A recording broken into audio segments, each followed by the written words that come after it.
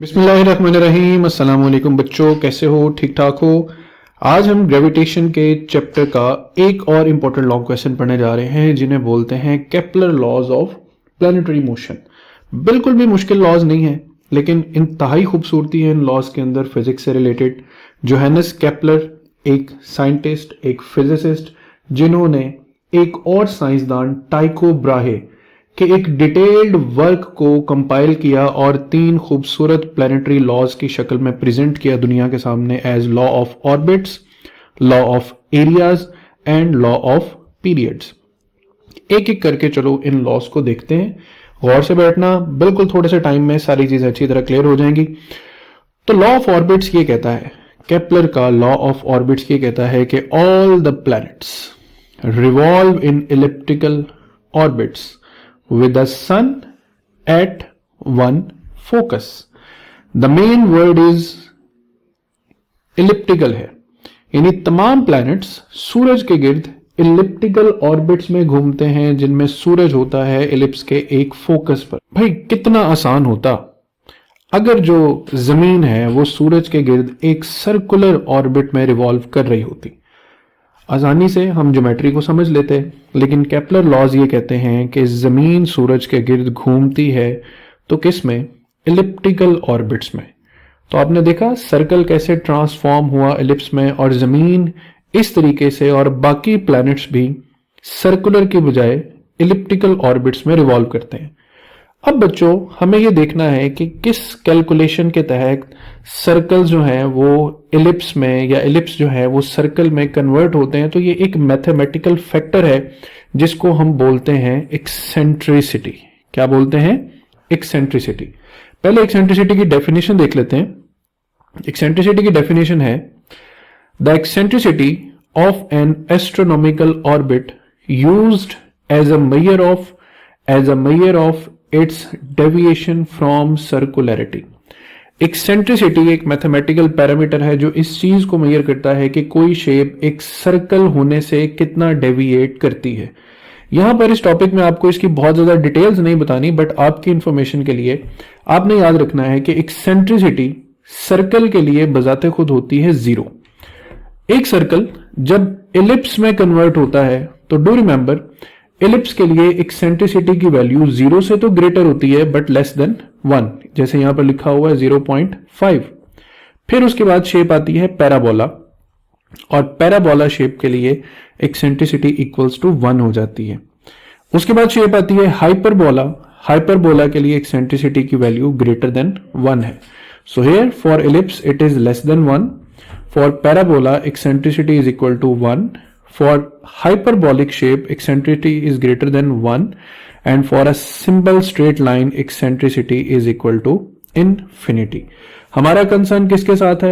elliptical orbits के साथ। तो we have to remember that eccentricity is less than 1 but greater than 0। अब बात आती है कि जमीन सूरज के गिर्द घूम रही है, तो जमीन की सूरज के गिर्द जो एक्सेंट्रिसिटी है बच्चों वो 0.017 के राउंड अबाउट एग्जिस्ट करती है। सो यहां तक हमने देखा कि एक्सेंट्रिसिटी वो पैरामीटर है जो सर्कल को इलिप्स होने में हमारी मदद करती है, या उसके जरिए हम एक्सेंट्रिसिटी को या सर्कल के इलिप्स होने को अंडरस्टैंड करते हैं। So all the planets revolve in elliptical orbits with the sun at one focus. अब बच्चों जहां पर सन है ये हमारे पास इलिप्स का फोकस है, ठीक है। उसके बाद आप देखेंगे कि एक पॉइंट ऐसा है जहां पे सन से जमीन क्लोजेस्ट डिस्टेंस पर है, और एक पॉइंट ऐसा है जहां सन से जमीन जो है वो फर्दस्ट डिस्टेंस पर है। अब इन डिस्टेंसेस को समझने के लिए हमें पहले कुछ और मजीद पैरामीटर समझने पड़ेंगे। तो वो कुछ ऐसे बच्चों कि ये हमारे पास सिंपल ऑर्बिट है, और इस सिंपल ऑर्बिट में हमारे पास देखो यहां से लेकर ऑर्बिट के दूसरे कॉर्नर तक जो डिस्टेंस है उसका नाम है मेजर एक्सिस, और वर्टिकली जो ऊपर से नीचे तक डिस्टेंस है ये सारा, इसका नाम है माइनर एक्सिस। एक तो पूरे हो गए मेजर और माइनर, लेकिन इनका जो हाफ डिस्टेंस है हमारे पास, जैसे ये अगर मिड पॉइंट है तो मिड पॉइंट से लेकर इस पॉइंट तक या इस पॉइंट तक हम साथ वर्ड सेमी ऐड कर देते हैं। तो सेमी मेजर एक्सिस, ये हाफ सेमी मेजर एक्सिस, और इसको किससे डिनोट करते हैं? ए से, और ये हाफ कहलाता है सेमी माइनर एक्सिस। हमारी अगली कैलकुलेशंस में काम आएगा सेमी मेजर एक्सिस। तो आगे बढ़ते हैं, आगे बढ़ के देखते हैं। अब हम डिफाइन करेंगे क्लोजेस्ट और फर्देस्ट डिस्टेंस को। तो सूरज से किसी प्लेनेट का जो क्लोजेस्ट डिस्टेंस है उसको क्या बोलते हैं बच्चों? उसको बोलते हैं पेरीहिलियन। और सूरज से किसी प्लेनेट का जो फारदेस्ट डिस्टेंस होता है उसको बोलते हैं एपीहिलियन। ठीक है, पेरीहिलियन और एपीहिलियन। तो ये दो डिस्टेंसेस याद रखना, आगे इनके बारे में और इंफॉर्मेशन आ रही हैं। जो लास्ट स्लाइड इस टॉपिक की सामने आएगी ना, उस पर सारी डिटेल इकट्ठी लिखी होंगी, उनको स्क्रीनशॉट लेके सेव कर लेना। तो अब मुझे बताओ क्लोजेस्ट डिस्टेंस क्या कहलाता है? पेरीहिलियन। और फारदेस्ट डिस्टेंस क्या कहलाता है? एपीहिलियन। इसी कैलकुलेशन में आगे बढ़े तो हमारे पास कुछ और पॉइंट आते हैं। देखो यहां पर सेमी मेजर एक्सिस को ए से नोट कर दिया। अब एक और इंपॉर्टेंट बात, फोकस के सेंटर से लेकर, इलिप्स के सेंटर से लेकर इलिप्स के फोकस तक का जो डिस्टेंस है, ये सारा डिस्टेंस जिसको मैं बार बार हाईलाइट कर रहा हूं, ये बराबर होता है product of eccentricity into semi major axis. ये देखो ई क्या है? एक्सेंट्रिसिटी, और ए क्या है? Semi major axis. और जो फोकस है ना, ये दोनों जगह एग्जिस्ट कर सकता है, दोनों तरफ एग्जिस्ट कर सकता है। तो यहां तक भी जो हमारे पास डिस्टेंस होगा वो किसके बराबर होगा? ई ए के बराबर होगा। तो जब ये दो पैरामीटर्स हमारे पास आ जाते हैं कि सेंटर से फोकस का डिस्टेंस ई ए है और ए डिस्टेंस हमारे पास सेमी मेजर एक्सिस है, तो देखो मैं पेरीहिलियन डिस्टेंस को, इस डिस्टेंस को, ये जो डिस्टेंस है इसको मैं आर पेरीहिलियन अगर नाम दे दूं तो मैं कैसे फाइंड कर सकता हूं कि आर पेरीहिलियन जो है वो सेमी मेजर एक्सिस के डिस्टेंस में से ई ए डिस्टेंस को माइनस करने से बनेगा। सो ए कॉमन आ जाएगा और 1 माइनस एक्सेंट्रिसिटी, ये किसी भी प्लैनेट के लिए उसका पेरीहिलियन या क्लोजेस्ट डिस्टेंस होगा। और दूसरी तरफ आर एपीहिलियन अगर हम फाइंड करें तो देखो ये फासला, ये वाला फासला और मजीद ये वाला फासला मिलके एपीहिलियन डिस्टेंस बना रहे हैं। सो हम ई ए में ए को मजीद ऐड करेंगे और हमारे पास ए के कॉमन आ जाने पर 1 प्लस ई, ये हमारे पास कौन सा डिस्टेंस बनेगा? Aphelion distance. दोनों इक्वेशंस को अच्छे से याद कर लेना, समझ लेना। इससे आगे कुछ और इंटरेस्टिंग बातें हैं, और वो बातें ये हैं बच्चों कि जब जमीन सूरज से करीब तरीन फासले पर होती है तो वो फासला अप्रोक्सीमेट 147 मिलियन किलोमीटर होता है, और जमीन का सूरज से जो फारदेस्ट डिस्टेंस है वो अप्रोक्सीमेटली 142 मिलियन किलोमीटर के बराबर है। ये एक्स्ट्रा इंफॉर्मेशन है जो मैं बता रहा हूं, जो बुक्स में अक्सर टॉपिक्स में नहीं लिखी होती। उसके बाद एक और मजे की बात, देखो जमीन सूरज के गिर्द तो घूम रही है, तो ऐसा कौन सा दिन होता है या टाइम होता है जब जमीन सूरज के करीब तरीन होकर गुजरती है, और ऐसा कौन सा दिन या टाइम है जब जमीन सूरज से फारदेस्ट गुजरती है?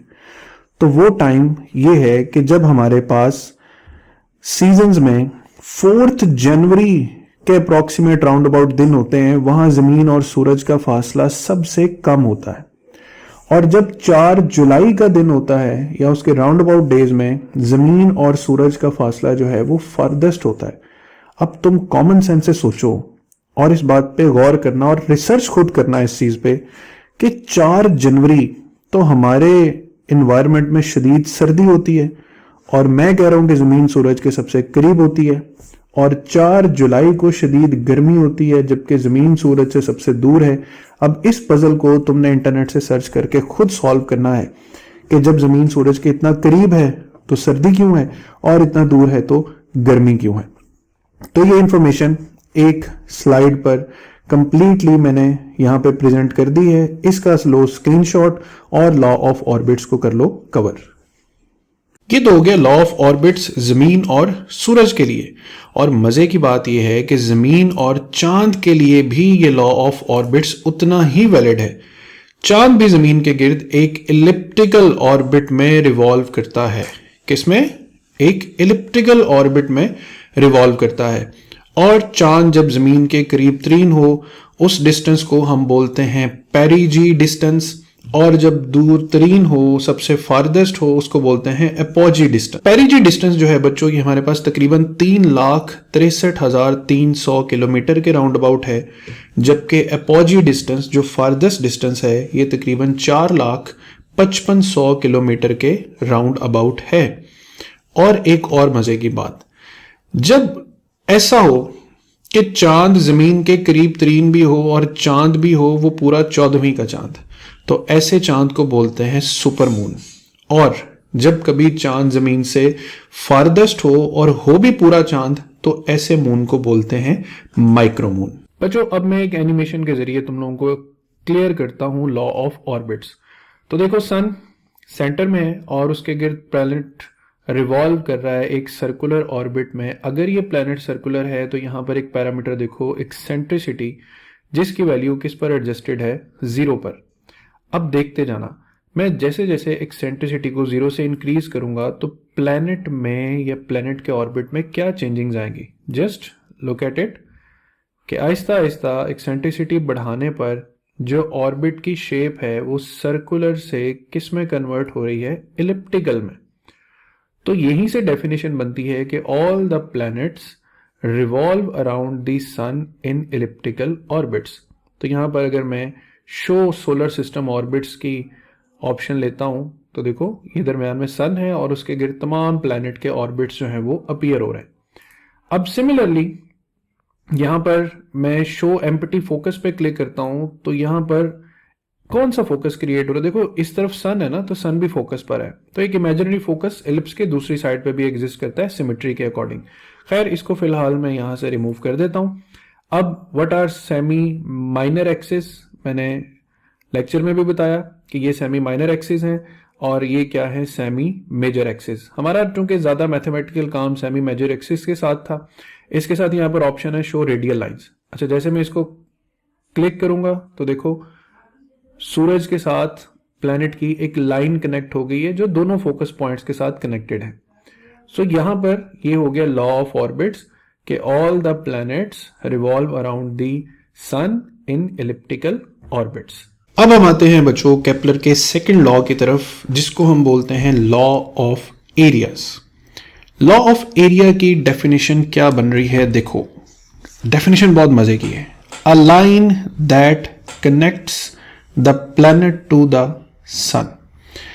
तो देखो, ये प्लैनेट एक रिवॉल्व करता हुआ जा रहा है, तो फर्ज कर लो एक लाइन है जो इस प्लैनेट को यहां पर कनेक्ट कर रही है। ये तो होगी वो लाइन। उसके बाद वो लिखता है कि sweeps out equal areas in equal intervals of time.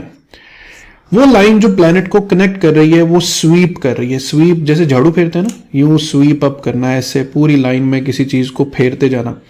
तो उस लाइन को अगर हम यूं स्वीपिंगली चलाते जाएं तो कहता है ये लाइन इक्वल टाइम में इक्वल एरियाज कवर करती है। अब ऊपर तो हम पढ़ के आए हैं कि जो ऑर्बिट है वो इलिप्टिकल होता है। इलिप्टिकल का मतलब ये है कि कुछ पॉइंट्स पे प्लैनेट सूरज के करीब से गुजरेगा और कुछ पॉइंट्स पर प्लैनेट सूरज से फारदेस्ट गुजरेगा। अब तुम इस एनिमेशन में भी तो देख रहे हो ना कि जैसे ही प्लैनेट ऑर्बिट में फार्दर डिस्टेंस पे जाता है वो थोड़ा सा स्लो हो जाता है, और जैसे ही देखना वो प्लैनेट के करीब से गुजरेगा वो थोड़ा फास्टर रेट पर गुजरेगा। लेकिन इस पूरे सिनेरियो में जोहानस केपलर का ये मानना था कि जो प्लैनेट है वो इक्वल टाइम में इक्वल एरियाज जो है वो कवर करता है। इसको हम यूं समझ सकते हैं कि हम फर्ज कर लेते हैं कि हम 3 मंथ्स का टाइम जमीन के लिए चूज कर लेते हैं, लेट्स सो 3 महीने, और इधर भी 3 महीने। अब जब वो 3 महीने जमीन सूरज के करीब तरीन गुजरेगी तो वो फास्ट रेट पे गुजरेगी, और जब यहां पर दूर है तो जमीन 3 महीनों में यहां पर कितना फासला कवर करेगी, जबकि जमीन यहां पर स्लो मूव करेगी। तो स्लो तो मूव करेगी, बट ये इतना डिस्टेंस है ये वाला कि यहां पर कवर होने वाला जो area with respect to time है, यहां वाले area with respect to time के बराबर होना चाहिए। अब इस चीज को प्रूव करने के लिए जोहानस केपलर ने जो मैथमेटिकल टूल यूज किया वो ये था कि फर्ज कर लो कि जमीन सूरज के साथ एक हॉरिजॉन्टल लाइन पर है, लेकिन जमीन यहां से ट्रेवल करते हुए थोड़ा सा आगे बढ़े तो ये सबटेंड करती है एक एंगल थीटा।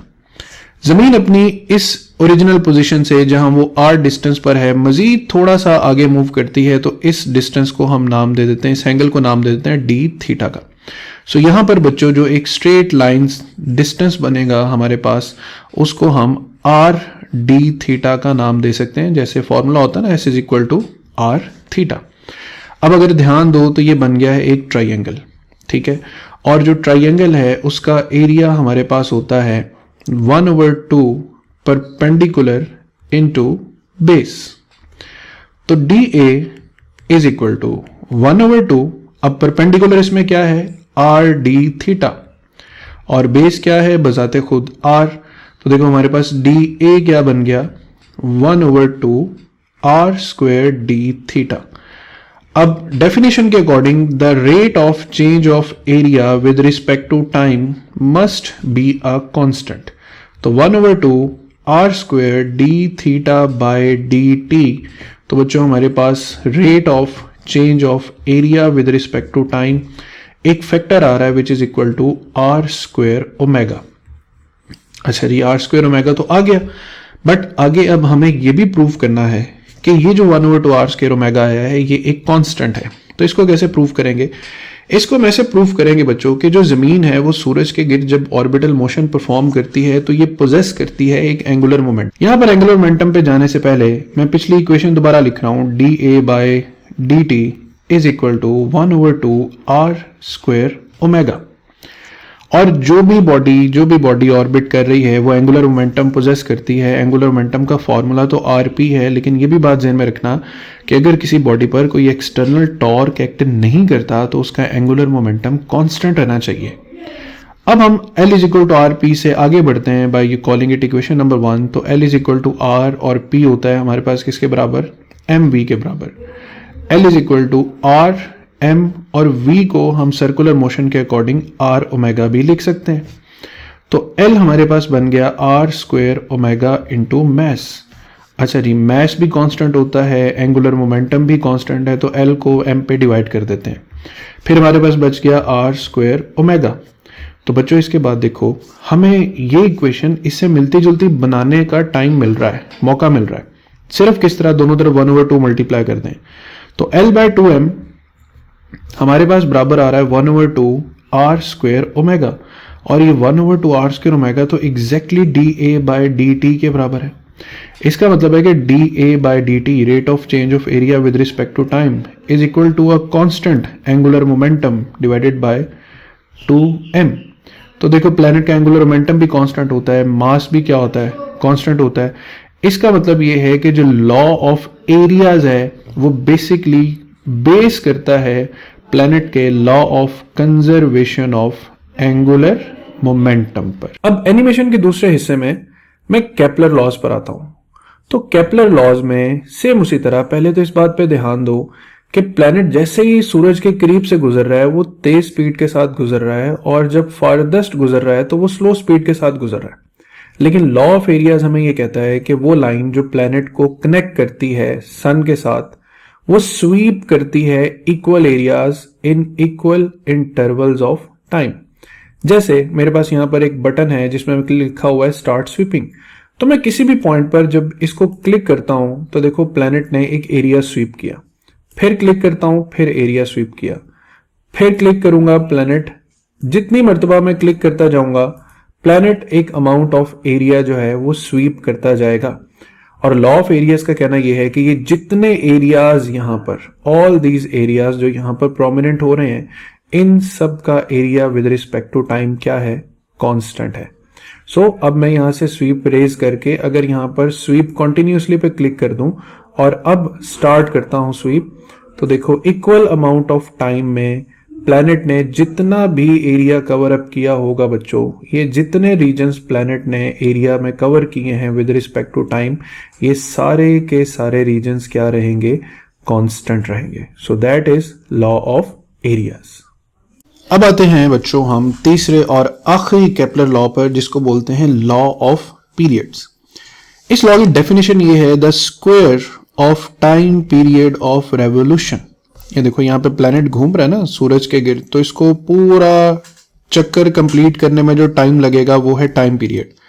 और इक्वेशन कहती है the square of the time period of the planet around the sun is directly proportional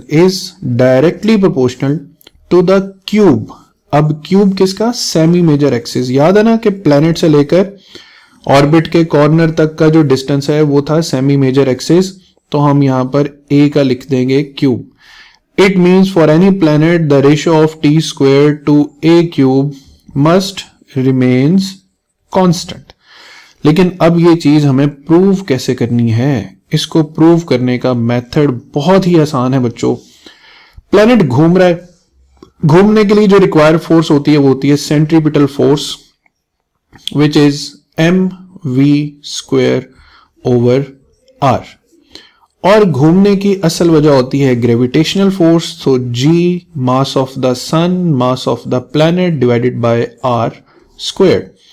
तो प्लैनेट का मास तो यहां पे हो गया कैंसल, लिहाजा हमारे पास इक्वेशन बची v² over r is equal to gm over r square. एक r से एक r भी कैंसिल हो गया तो v² is equal to gm now over r। अब हमारे पास देखो v जो है इसको हम लिख सकते हैं r ओमेगा, तो ये स्क्वायर की वजह से r स्क्वायर ओमेगा स्क्वायर बन जाएगा और हमारे पास gm ओवर r तक बात पहुंच जाएगी। इससे आगे बढ़ते हैं तो अब हम क्या कर सकते हैं कि r स्क्वायर और ओमेगा की जगह लिख सकते हैं 2 पाई बाई t और उसके ऊपर भी स्क्वायर है is equal to gm over r। अब यहीं से थोड़ा सा इक्वेशन को सेट कर लेते हैं, r इस तरफ आके r क्यूब हो जाएगा, ठीक है, और हमारे पास यहां पर 4 पाई स्क्वायर होगा डिवाइडेड बाय t स्क्वायर होगा इज इक्वल टू gm रह जाएगी इक्वेशन, ठीक है। अब t स्क्वायर उधर ले जाते हैं, gm को उधर डिवाइड कर देते हैं, तो t स्क्वायर बच्चों देखें तो किसके बराबर बन रहा है 4 pi square divided by gm और फिर इसके बाद यहां पर क्या आ रहा है r क्यूब। अब देखो 4 pi gravitational constant mass of the central body, ये सारी चीजें तो कांस्टेंट हैं, तो हमारे पास जो t स्क्वायर है वो डायरेक्टली प्रोपोर्शनल किसके आ रहा है r क्यूब के, और इस r को हम अपनी सहूलत के लिए a का नाम भी दे सकते हैं सेमी मेजर एक्सिस। तो ये बात तो प्रूव होगी। इस प्रूफ के साथ एक और इंपॉर्टेंट बात पता चलती है कि अगर हम time period of revolution of the planet find कर लें और उसके हमें सेमी मेजर एक्सिस का डिस्टेंस पता हो, तो हम दरमियान में घूमने वाली जो सेंट्रल बॉडी है, लेट से हमारी सेंट्रल बॉडी सन है, हम उसका भी मास कैलकुलेट कर सकते हैं। तो ये सिंपल सी डेरिवेशन है जिसको बोलते हैं लॉ ऑफ पीरियड्स। अब एक छोटे से चैलेंज के साथ मैं ये टॉपिक को एंड करता हूं, वो ये कि जमीन अभी सूरज के गिर्द घूमती है, तो इस टाइम ऑफ रेवोल्यूशन को हम T1 कह देते हैं और ये है 365 डेज, यानी एक साल में 365 दिन होते हैं। सवाल ये है कि अगर सूरज के गिर्द जमीन के ऑर्बिट का साइज हाफ रह जाए, यानी पहले अगर डिस्टेंस r1 है तो अब जो ऑर्बिट है उसका साइज हमारे पास r1 का हाफ हो जाए, तो अब एक साल में कितने दिन बचेंगे, ये आप सब बच्चों के लिए एक छोटा सा चैलेंज है। इसमें इक्वेशन ये वाली यूज होगी, इसको सॉल्व करें, ठीक है। तो अगले लेक्चर में जल्द मिलेंगे, अपना ख्याल रखिएगा, अल्लाह हाफिज।